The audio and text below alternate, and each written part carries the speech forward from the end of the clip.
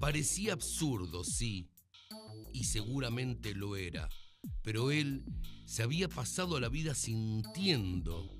¿Cómo escribirlo, sin embargo? ¿Cómo no adivinar tu gesto de fastidio ante la inminencia de las grandes palabras? ¿Cómo ignorar los efectos que producen el ritmo de tu respiración en los músculos de tus párpados y de tu boca, mi arrebatador estilo? Sintiendo que tenía una deuda con todos los hombres, especie de locura mesiánica o consecuencia de haber leído de muy chico a Dostoyevsky y haberse tomado en serio aquello de que todos somos responsables de todo ante todos, o la conciencia de haber llegado a los 33 años sin cumplir una sola de las fastuosas promesas que había hecho y se había hecho en la adolescencia.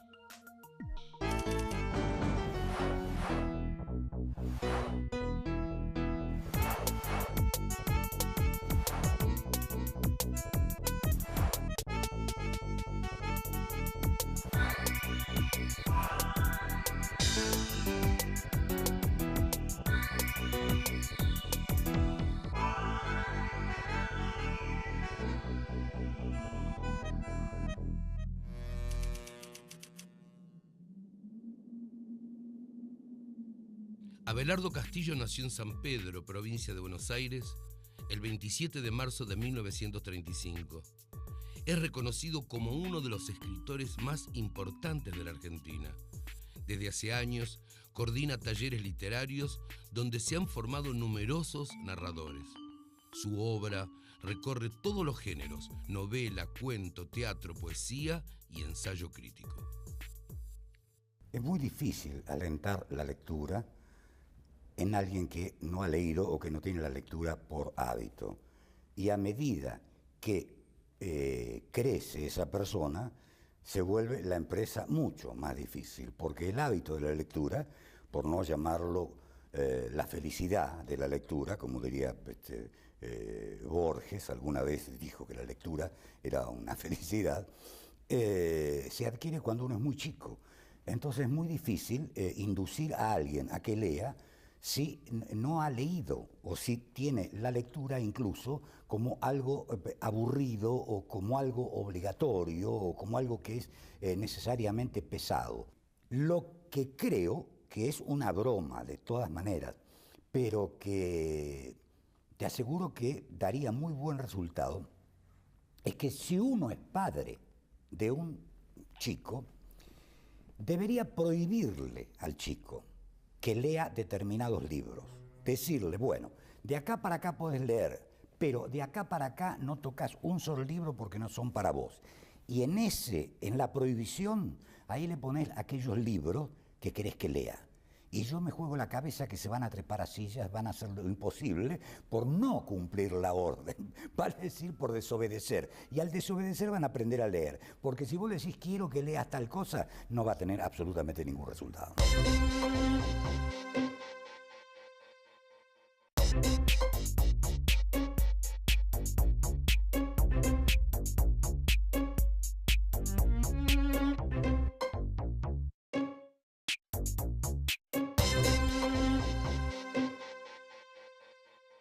¿Cómo será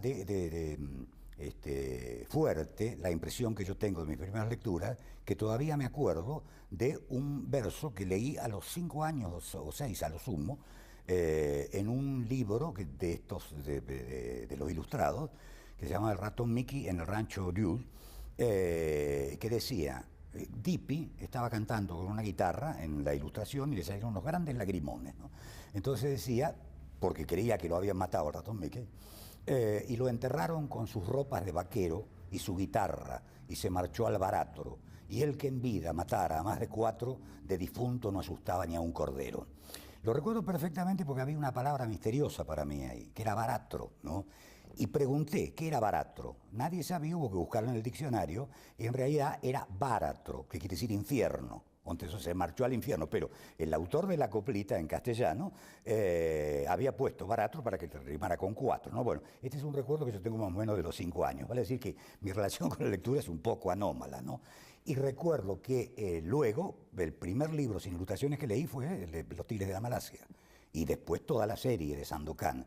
A los 10 años, o un poco antes, estaba leyendo, pero ya en la versión para adultos, en la versión grande, en una versión para chicos, que yo no sabía si era para grande o para chicos. Era el libro que estaba ahí, que no te puedo decir ni siquiera cómo lo conseguí. Estaba leyendo Robinson Crusoe.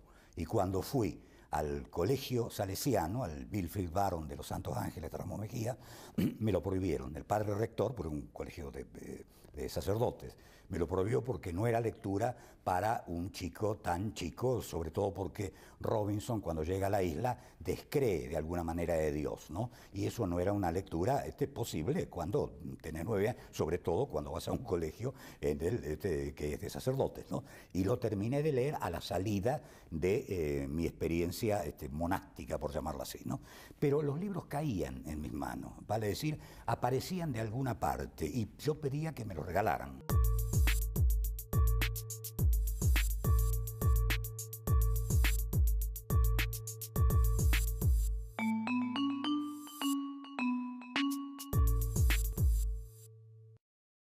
Cuando yo era chico, lo que existía era la radio. Al oír vos la voz de un actor en la radio, o la voz de alguien que estaba leyendo el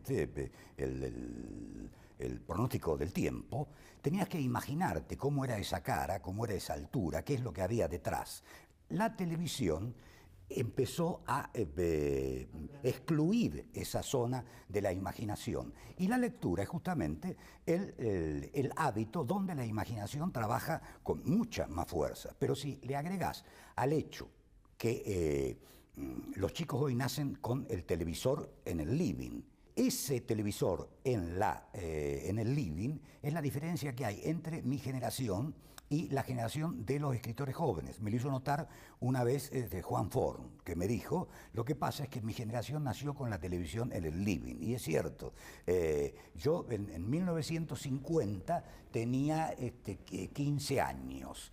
En el primer televisor propio lo debo haber tenido alrededor de los 20, porque en el 55 supongo que ha habido un televisor en la casa de mi tía, ¿no? Pero hoy los chicos nacen con el televisor, lo saben manejar, además está esa facilidad del zapping, es decir, pueden ir a cualquier canal, antes por lo menos te tenía que levantar para cambiar el canal o cosas por el estilo, ¿no? Y además está la computadora y todo aquello que tiene que ver con Internet, que ha eliminado no solo la posibilidad de la lectura, sino de la escritura. No hay más que ver cómo chatean los chicos y el idioma que utilizan para chatear. Es un idioma absolutamente criptográfico, que vale para ellos nada más, y que está rompiendo las normas del lenguaje. Ahora, eso a mí no me parece grave, porque de alguna manera el hombre se va adecuando a las nuevas modalidades de lo que llamamos la cultura en general. Y además no creo que nadie sensato pueda tener ganas de leer El Quijote en la pantalla de una computadora. Es decir, para leer un libro vas a tener que agarrar el libro. En ese sentido, creo que el libro es invulnerable, es una invención que nació perfecta y que es casi la única que se conserva, tal cual como nació. Las falsas verdades del arte son su verdad. La Divina Comedia, y ya que me la paso nombrándola, hace 700 años que está de pie, lo más oronda, mientras que a su alrededor se derrumbó toda la concepción del mundo que le dio origen y hasta materialmente se derrumbó el mundo, con sus catedrales y sus acueductos, con su idea de Dios y sus esferas ptolomeicas, con su moral cotidiana y sus grandes principios éticos, con sus virtudes teologales y caseras, todo al carajo. Pero ahí está ella, encuadernada, en rústica, más intacta que las montañas y más sonora que el agua.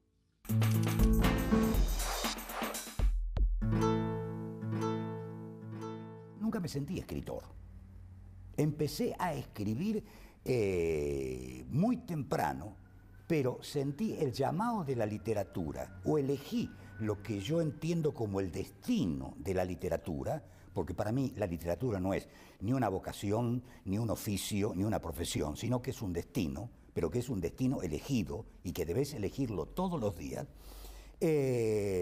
tardíamente. Yo conozco, tengo amigos, escritores, Liliana Hecker, por ejemplo, que ella sabía que iba a ser escritora a los 6 o los 7 años. No, yo a los 6 o los 7 años quería hacer cualquier cosa, desde bombero, aviador, luego boxeador, también ajedrecista. Creo que una de las cosas que más anhelé en mi vida fue ser campeón mundial de ajedrez cuando era preadolescente. Aún hoy juego al ajedrez. Y un día estaba escribiendo, y creo que por descarte, la literatura me eligió a mí. A veces he dicho en broma que la literatura es el arte de los pueblos subdesarrollados. Vos para dedicarte a la música necesitas un piano, por lo menos un flautín, algo que cuesta dinero. Ni hablemos del deporte, si te vas a dedicar al tenis necesitas una raqueta con todo lo que eso implica, ¿no? En cambio, para dedicarte a la literatura necesitas un lápiz y una hoja en blanco, que puede ser el reverso de cualquier otra cosa. Vale decir que la literatura es el arte de los países pobres o el arte de los pobres. Tal vez por eso soy escritor, porque nací en un país muy pobre y mi familia era muy pobre. Entonces, teniendo ciertas condiciones estéticas, me derivé hacia aquella que me costaba menos dinero, ¿no?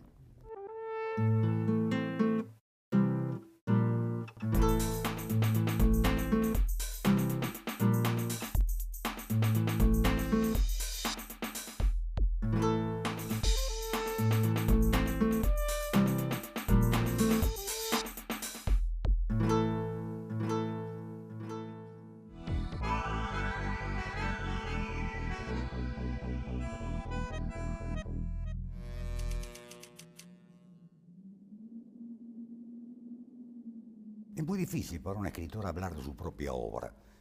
En general lo hace mentir o lo obliga a mentir, ¿no? Si es que no tiene tendencia a mentir y a embellecerse ya por su propia naturaleza, ¿no?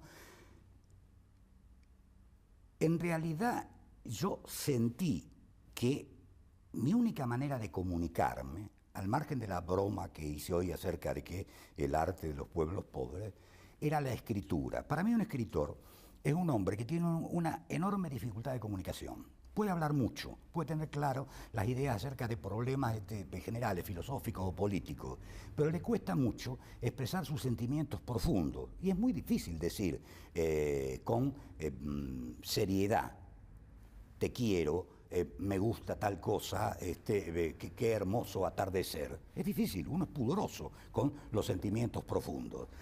El único lugar donde se expresa de verdad un escritor es en sus libros. Son los personajes los que hablan por él. Entonces, cuando yo me sentí escritor por una necesidad de comunicarme yo con los demás. En los primeros años de la escritura, eso es mera expresión. Se escribe como quien lleva un diario. Hoy me pasó esto, o me duele el corazón, o cualquier burrada por el estilo. Pero llega un momento que uno empieza a necesitar imaginar personajes que son los que van a representarlo frente al lector, que es el verdadero hacedor del acto literario.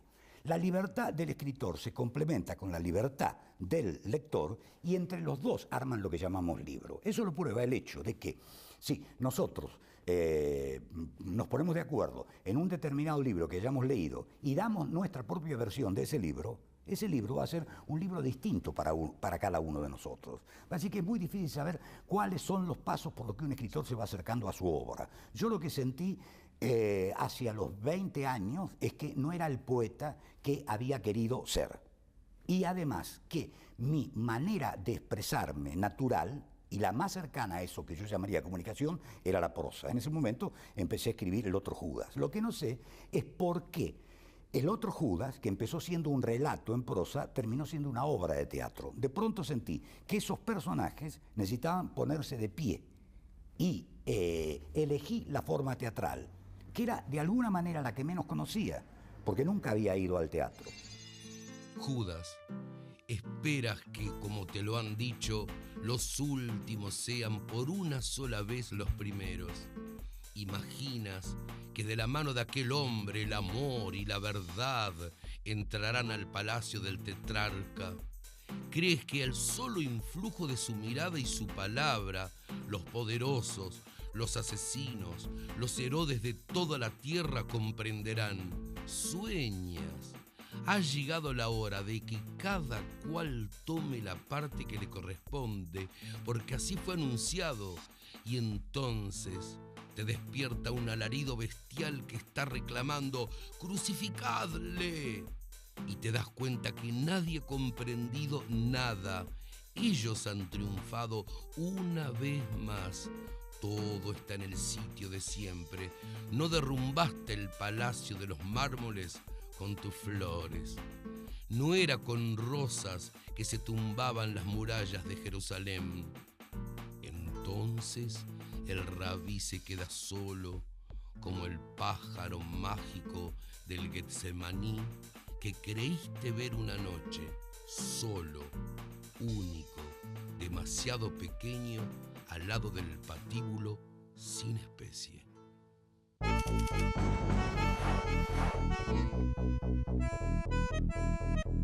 El cuento se le ocurre al escritor completo desde la primera a la última palabra prácticamente.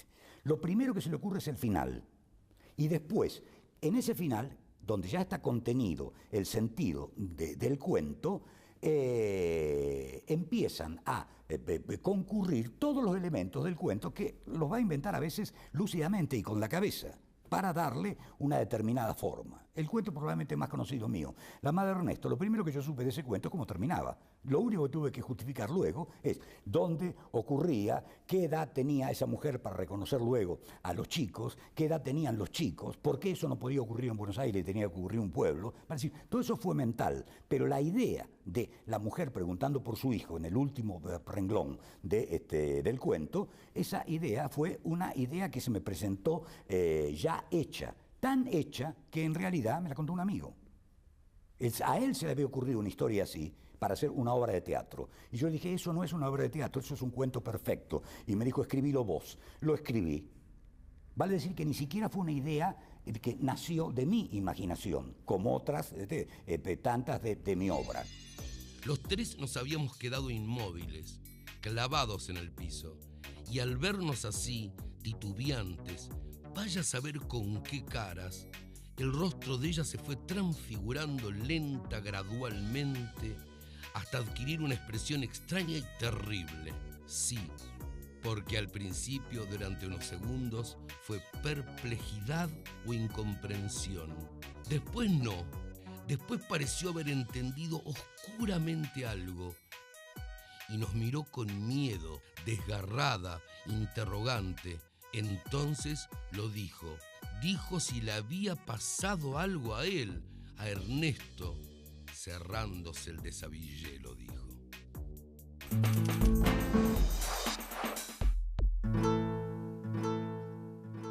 En cuanto al acto de leer, leo todo el tiempo. Leo mucho más de lo que escribo y creo que soy mejor lector que escritor. Además, no concibo que un escritor no sea un gran lector, ¿no? Voy a repetir nuevamente a Borges.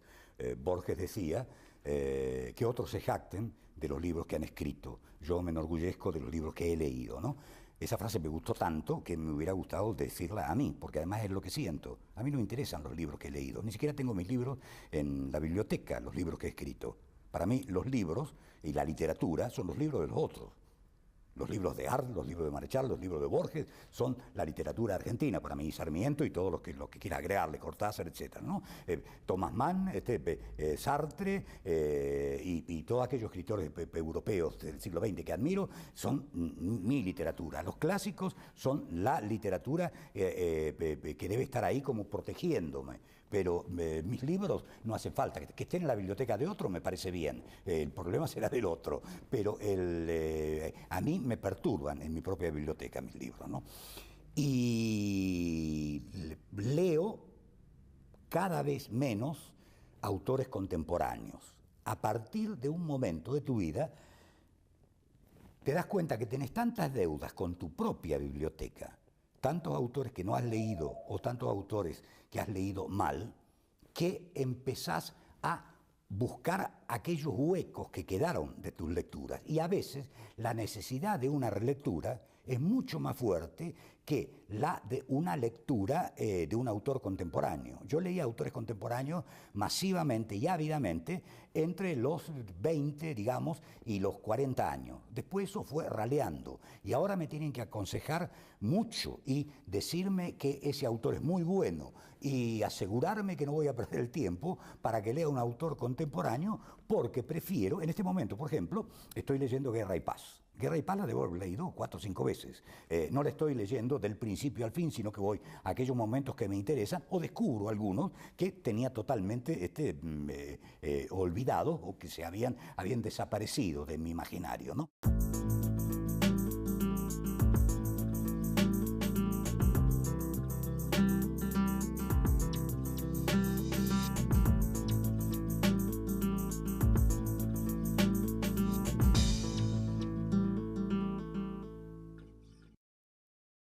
Yo no sé cuál es el libro que me representa, ni sé cuáles son mis temas esenciales. Lo sé por los críticos y lo sé por los lectores. Y sin duda las situaciones límites, la muerte, la locura, el amor, bueno, eso está en mis libros en cantidades industriales, pero también está en la gente normal en cantidades industriales. La gente muere, le tiene miedo a la muerte, se enamora, comete crímenes, comete actos de locura. Vale decir que si esos son mis temas es porque son los temas del hombre. Es decir, no sé exactamente cuáles son mis temas en el sentido literario.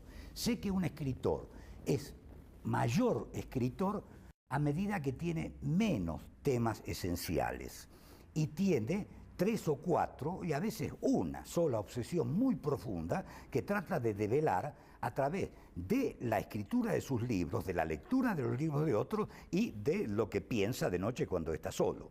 Sobre eso hay una anécdota formidable de Anatole France, el gran escritor francés del siglo pasado, ¿no? Él decía que tenía un amigo librero que tenía unas ideas notables literarias. Y una vez le dijo a este hombre, qué gran escritor sería usted si tuviera menos ideas. Porque un escritor, a medida que va creciendo literariamente, tiene menos ideas en el sentido tradicional de la palabra ideas. Tiene 3 o 4 obsesiones profundas, o tal vez un solo tema central, que es el que difícilmente pueda develar él. Es muy probable que los lectores le digan, pero usted tiene una obsesión con tal cosa, ¿por qué? O ciertas preguntas que me han hecho a mí, ¿por qué sus parejas siempre son tan dramáticamente exacerbadas en su relación? ¿Y por qué da la impresión de que el amor para usted es imposible? Cuando yo no creo para nada que el amor sea imposible. Y además, estoy casado hace 30 y no sé cuántos años con la misma mujer a la que conocí cuando era prácticamente una chiquilina y nos llevamos muy bien y ella es escritora por su lado y yo por el mío. Vale decir que no es una relación conflictiva. Y eso me hizo pensar, ¿pero por qué tiene razón esta persona? Es decir, mis relaciones son siempre conflictivas. Tal vez sea porque vengo de una pareja destruida. Mis padres se separaron cuando yo era muy chico. Tal vez eso influye en mi concepción de la pareja. Pero si lo analizo seriamente, no tiene nada que ver con mi relación con el mundo real. Tiene que ver con mi relación con el mundo psicológico, por decirlo así, ¿no? Y muchos de los temas esenciales también de un escritor están en sus sueños. Habría que analizar a un escritor, para analizarlo totalmente, bueno, ¿qué es lo que sueña? ¿Cuáles son sus pesadillas recurrentes? Y ahí probablemente se encontrarán los temas de su literatura, ¿no? Pero yo no puedo saber cuáles son los temas de mi literatura. Sé que si hay un libro que me representa en un sentido, digamos, autobiográfico, tal vez sea El que tiene sed, porque cuenta varios años penosos de mi vida. Pero es muy probable que algún cuento mío sea más significativo que ese libro en cuanto a una realidad profunda, ¿no?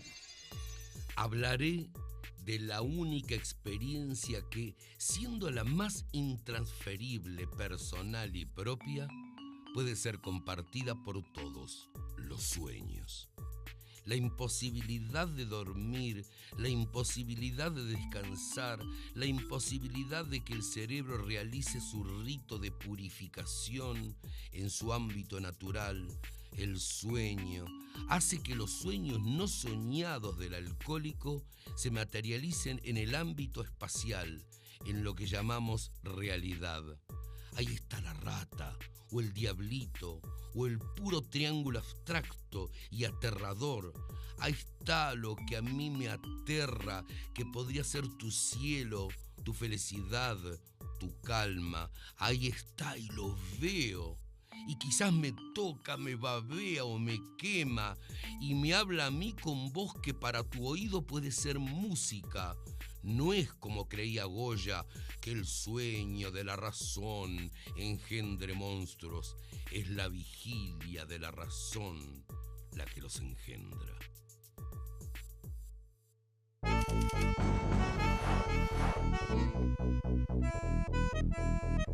No creo que mis sueños de adolescencia, que por otra parte eran ser poeta, cosa que no fui, se hayan cumplido con 15 o 16 o 18 libros, con 4 novelas, no sé cuántas obras de teatro y no sé cuántos cuentos, más los artículos, más las 3 revistas literarias que dirigí. Es decir, no creo que se hayan cumplido en absoluto.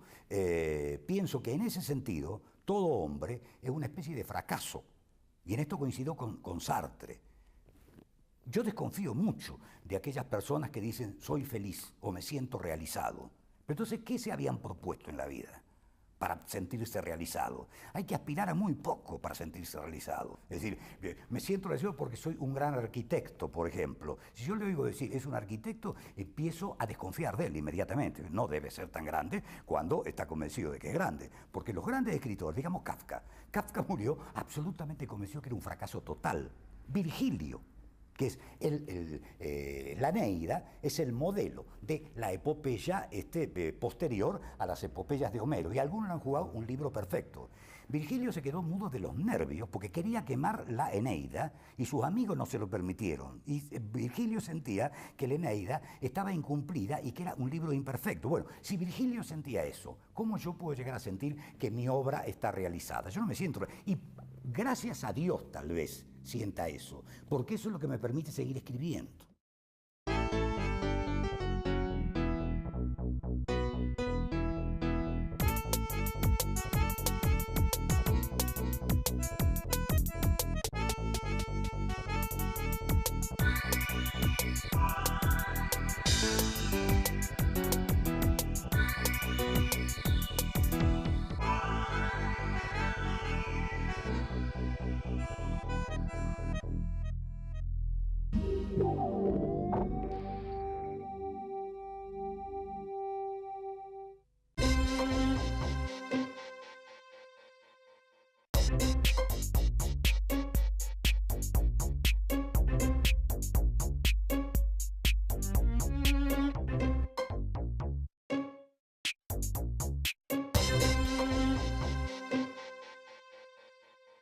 ¿Cómo será fuerte la impresión que yo tengo de mis primeras lecturas, que todavía me acuerdo de un verso que leí a los 5 años o 6 a lo sumo, en un libro de estos de los ilustrados, que se llama El ratón Mickey en el rancho Dude, que decía, Dippy estaba cantando con una guitarra en la ilustración y le salieron unos grandes lagrimones, ¿no? Entonces decía, porque creía que lo habían matado al ratón Mickey, y lo enterraron con sus ropas de vaquero. Sola de las fastuosas promesas que había hecho y se había hecho en la adolescencia.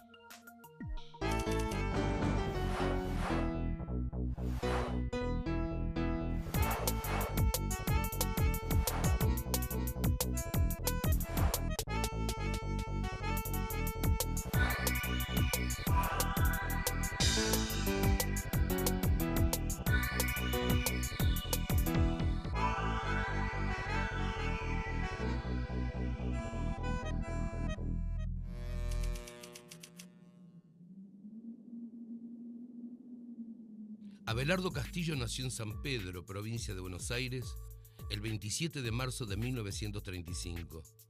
Es reconocido como uno de los escritores más importantes de la Argentina. Desde hace años coordina talleres literarios donde se han formado numerosos narradores.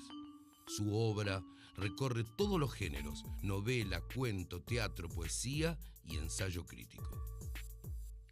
Es muy difícil alentar la lectura en alguien que no ha leído o que no tiene la lectura por hábito. Y a medida que crece esa persona, se vuelve la empresa mucho más difícil, porque el hábito de la lectura, por no llamarlo la felicidad de la lectura, como diría Borges, alguna vez dijo que la lectura era una felicidad, se adquiere cuando uno es muy chico. Entonces es muy difícil inducir a alguien a que lea si no ha leído o si tiene la lectura incluso como algo aburrido o como algo obligatorio o como algo que es necesariamente pesado. Lo que creo que es una broma de todas maneras, pero que te aseguro que daría muy buen resultado, es que si uno es padre de un chico, debería prohibirle al chico que lea determinados libros. Decirle, bueno, de acá para acá podés leer, pero de acá para acá no tocas un solo libro porque no son para vos. Y en la prohibición, ahí le pones aquellos libros que querés que lea. Y yo me juego la cabeza que se van a trepar a sillas, van a hacer lo imposible por no cumplir la orden, vale decir, por desobedecer. Y al desobedecer van a aprender a leer, porque si vos le decís quiero que leas tal cosa, no va a tener absolutamente ningún resultado. Parecía absurdo, sí, y seguramente lo era, pero él se había pasado la vida sintiendo. ¿Cómo escribirlo, sin embargo? ¿Cómo no adivinar tu gesto de fastidio ante la inminencia de las grandes palabras? ¿Cómo ignorar los efectos que producen el ritmo de tu respiración en los músculos de tus párpados y de tu boca, mi arrebatador estilo, sintiendo que tenía una deuda con todos los hombres, especie de locura mesiánica o consecuencia de haber leído de muy chico a Dostoyevsky y haberse tomado en serio aquello de que todos somos responsables de todo ante todos, o la conciencia de haber llegado a los 33 años sin cumplir una